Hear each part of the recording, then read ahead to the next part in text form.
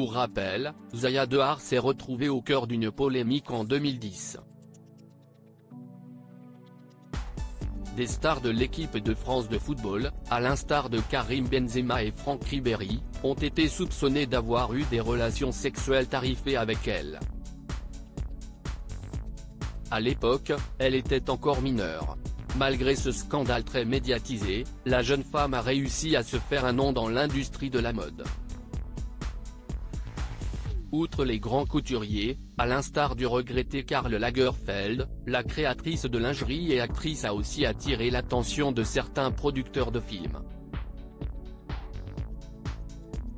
Cette année encore, la comédienne de 31 ans a montré toute l'étendue de son talent dans l'ère de la mer en libre, attendu en salle le 4 octobre prochain.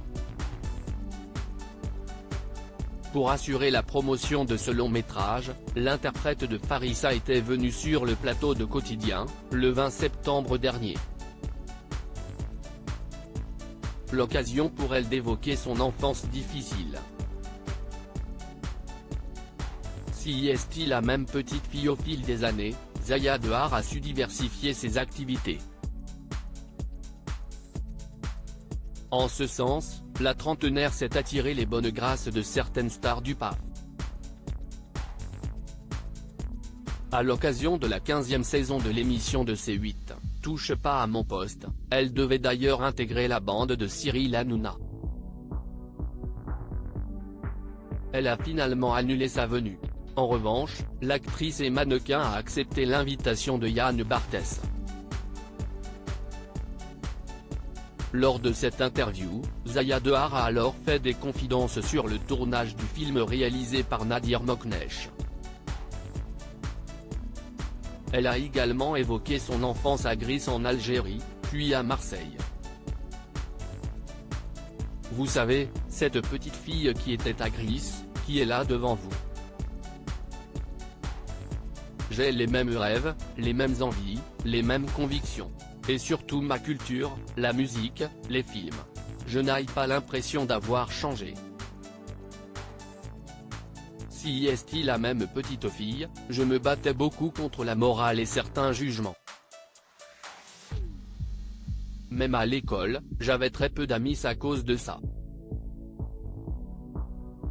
Zaya Dehar @Dr Zaya Dehar cache sur sa relation toxique avec un pervers narcissique. Tout laisse à penser que Zaya Dehar a eu un parcours semé d'embûches. De plus, la jeune femme a vécu des relations sentimentales chaotiques. Sur le plateau de Quotidien, elle a notamment évoqué son histoire d'amour avec un pervers narcissique, un homme qui a partagé sa vie durant 2 ans.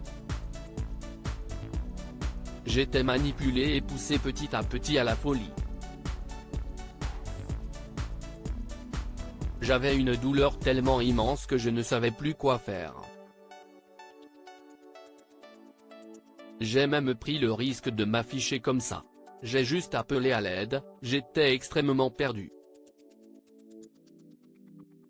Dites-nous ce que vous pensez de ces révélations.